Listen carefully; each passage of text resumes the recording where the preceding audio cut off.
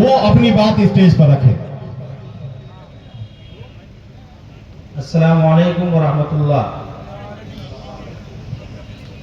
बलरामपुर बारसोई के तमाम लोगों का मैं शुक्रगुजार हूँ कि आपने एक अलग रास्ता चुना है और सियासत में अपनी हिस्सेदारी के लिए, सियासत में अपने हक हुकूक और इंसाफ के लिए जिस तरीके से पिछले 70 सालों से हमारे साथ सौतेला व्यवहार हुआ, उसके खिलाफ आप लोगों ने एकजुट होने का फैसला लिया। आज यहाँ जमा हुए तमाम हमारे AIMIM के साथियों का हम शुक्रिया अदा करते हैं। सीमांचल के लोगों का, पूरे बिहार के दलितों, वंचितों, शोषितों और मुसलमानों के ऊपर ये एहसान हमेशा बाकी रहेगा कि इन्होंने ऑल इंडिया मजलिस इत्तेहादुल मुस्लिमीन को अपने दिल में जगह दी, बैरिस्टर असदुद्दीन ओवैसी साहब को अपना लीडर माना और अख्तरुल ईमान साहब को बिहार में सियासत की वो पहचान दिलाई कि आज दुनिया में सियासत करने वाले जो भी लोग हैं वो आज अमौर के एक विधायक को, बिहार के प्रदेश अध्यक्ष को इस तरीके से पहचान दिलाई कि आज बिहार में जब भी सियासत की बात होती है तो सबसे पहले अख्तरुल ईमान का नाम आता है। इसलिए हमें और आपको पूरी तरीके से तैयार रहना है। आपके बलरामपुर के हमारे बड़े भाई, राष्ट्रीय प्रवक्ता, युवा दिलों की धड़कन, बिहार युवा के प्रदेश अध्यक्ष एडवोकेट आदिल हुसैन साहब ने जिस तरीके से बिहार के गांव-गांव में घूमकर पार्टी के मजबूत सिपाही के हैसियत से पार्टी को मजबूत किया है, बिहार के चप्पे चप्पे में पार्टी को पहुंचाया है, आपका और आपके पूरी टीम का हम शुक्रिया अदा करते हैं कि आपने आदिल हुसैन जैसा बेबाक लीडर हमें दिया है। आपने सीमांचल के लोगों ने अख्तरुल ईमान साहब जैसा बेबाक लीडर दिया है। चूंकि वक्त बहुत कम है, स्टेज पर हमारे बहुत सारे दोस्त बैठे हैं जो सीमांचल से, तिरहुत से, मिथिलांचल से, मगध से, हर जगह से आए हैं। सबको बारी बारी मौका मिलेगा इंशाअल्लाह। 2-3 बातें खत्म कह के मैं अपनी बात मुख्तसर में खत्म करता हूं कि याद रखिएगा कि सियासी हिस्सेदारी अगर आपको चाहिए तो किसी की गुलामी करने से आपको सियासी हिस्सेदारी नहीं मिलेगी। आपको अपनी जबान के अंदर ताकत पैदा करना होगा, आपको अपना लीडर मानना होगा। बिहार हो या उत्तर प्रदेश हो, जब दलितों के ऊपर अत्याचार हुआ, दलितों को इंसाफ नहीं मिला, दलितों के साथ नाइंसाफी हुई, तो दलितों ने अपना लीडर खड़ा किया। आज देखिए कि पूरे बिहार के अंदर दलितों के पास एक नहीं सैकड़ों लीडर मौजूद है।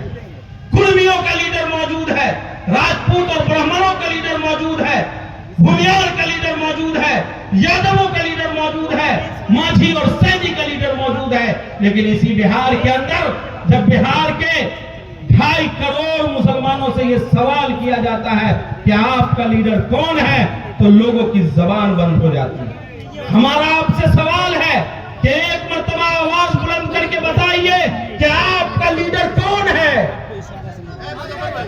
क्या आप मानते हैं कि हमारा लीडर बैरिस्टर असदुद्दीन ओवैसी है? क्या आप मानते हैं कि हमारा लीडर बिहार में अख्तरुल ईमान है? तो याद रखिएगा, इसी वादे पे कायम रहना है।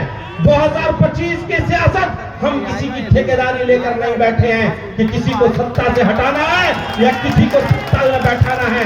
हम अपने हुकूक के लिए खड़े हैं, हम अपनी लड़ाई लड़ने के लिए खड़े हैं। और याद रखिएगा, मैं हर मंच से एक बात बोलता हूं कि जिस दिन जो आदमी पतंग के निशान पे उंगली दबा देता है वो सियासी तौर पे खुद को आजाद कर लेता है। हमारी पार्टी का नाम ऑल इंडिया मजलिस इत्तेहादुल मुस्लिमीन है। हमारे लीडर का नाम बैरिस्टर असदुद्दीन ओवैसी और अख्तरुल ईमान है। और हमारा सिंबल पतंग का निशान है जो सुरक्षा और सम्मान की गारंटी। इसलिए आपने देखा कि पिछले 2020 में AIMIM ने सीमांचल के अंदर बड़ी कामयाबी हासिल की, लेकिन वही आरजेडी के लोग जो खुद को मुसलमानों का ठेकेदार बताते हैं, जो खुद को मुसलमानों का मसीहा बताते हैं, जो खुद को मुसलमानों के ऊपर का हिस्सेदार बताते हैं। जब उनको लगा कि AIMIM मजबूत हो रही है तो उन्होंने हमारे 4 विधायक को तोड़ दिया। नतीजा ये हुआ कि विधायक तो टूटकर चले गए, लेकिन अवाम आज भी मजलिस के साथ है, जनता आज भी बैरिस्टर असदुद्दीन ओवैसी साहब के साथ है, जनता आज भी अख्तरुल ईमान साहब के साथ है।